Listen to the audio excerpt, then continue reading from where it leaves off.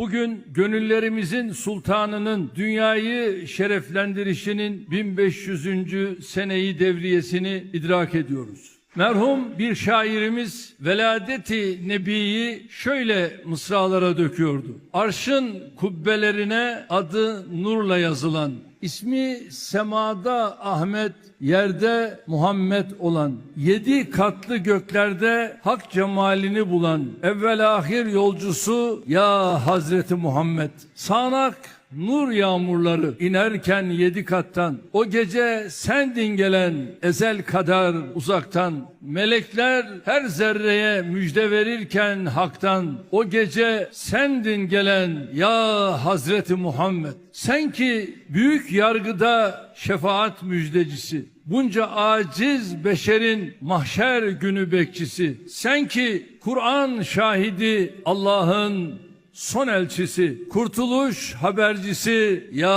Hazreti Muhammed.